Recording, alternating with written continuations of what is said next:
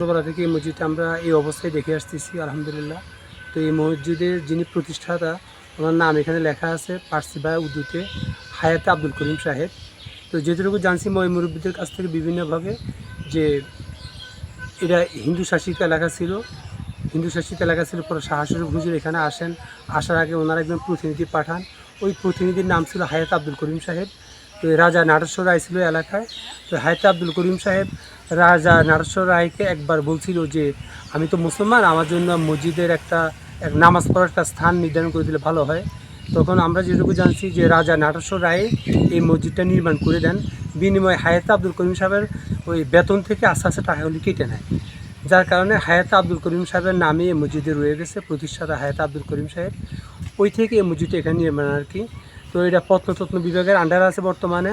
তো প্রত্নতত্ত্ব বিভাগের আন্ডারে থাকা অবস্থা ওনারা মাঝে মাঝে এসে এটা মোটামুটি সংস্কার করে যায়। গত 5-6 বছর আগে আনুমানিক নির্মাণ সংস্কার করে গেছে।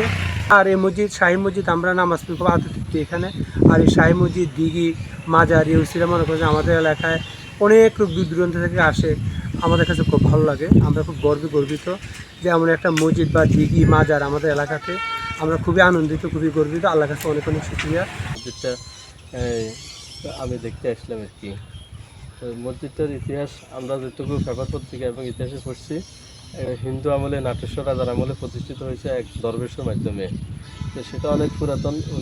নাটেশ্বর খনন করার পরে একজন দরবেশ আসে দিঘির পারে, উনি জিকিরাজগার তাপু করে জিকিরাজগার করতেছে। তখন সবাই ওনার খাওয়া দাওয়া কেউ ব্যবস্থা ছিল না। উনি দেখতেছে সবাই আসা যাওয়ার সময় দেখি তো ওনার কাছে অনেক প্রচুর ফলমূল আসে। তো সবাই এটা দেখে আশ্চর্য হয়ে যে ওনার পরিচয় জিজ্ঞেস করতো, উনি কথা বলতো, সবসময় জিজ্ঞাসা করে থাকতো। তো উনি দেখতেছে যে মুসলমান, তো অনেকে আকৃষ্ট হয়ে মুসলমান হয়েছে। এভাবে হতো, তো অনেকে মুসলমান হয়ে গেছে। যে উনি তখন এই খবর রাজা নাটেশ্বরের কাছে যাওয়ার পরে উনি এখান থেকে বিতাড়িত করতে চেয়েছিল ওনাকে।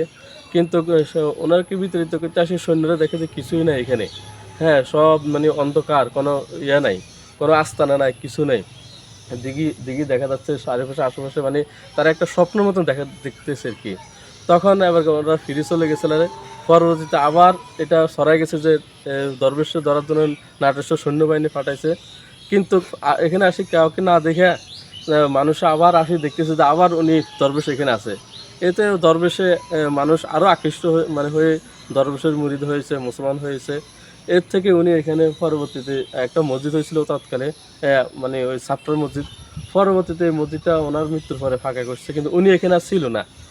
ওনার পরে অথবা আগে বা পরে ইতিহাসে সঠিকটা না, একজন শরীফ হুজুরের মানে যে শাহজালাল রহমতুল্লাহ শিষ্য, উনি দিঘির পাড়ে আসে আস্তানা করছে। উনি অন্য জায়গায় ছিল, কিন্তু শেষ বয়সে উনি যখন মৃত্যুর কিছুদিন আগে উনি এখানে আস্তানা করে এখানে ইন্তেকাল করেন। অধীনে নিছে, তাহলে এটা নিয়ে দিয়ে এটা নিশ্চয় সংস্কার করা উচিত। প্রত্যেক বছরই এটার জন্য একটা ছোটোখাটো বাজেট এগুলো থাকা দরকার। আমি আজকে কত 7-8 বছর হয়ে গেছে, কোনো খবর নাই। আর যাই হোক, এবার যাই তার সাথে যোগাযোগ করার পরে বললো যে ঠিক আছে, আমরা এবার কাজ করব। বড় শরীফপুর জামে মসজিদটি কুমিল্লা জেলার মনোহরগঞ্জ উপজেলায় অবস্থিত। মসজিদটি গণপ্রজাতন্ত্রী বাংলাদেশ সরকারের একটি সংরক্ষিত পুরাকীর্তি। মসজিদটির নান্দনিক সৌন্দর্য এবং স্থাপত্যিক কাঠামো অনেক সুন্দর।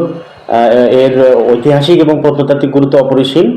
আমরা এর গুরুত্ব উপলব্ধি করে 2025-26 অর্থ বছরের কর্মপরিকল্পনায় বড় শরীফপুর জামে মসজিদের সমস্যা সংরক্ষণমূলক কাজ অন্তর্ভুক্ত করেছি।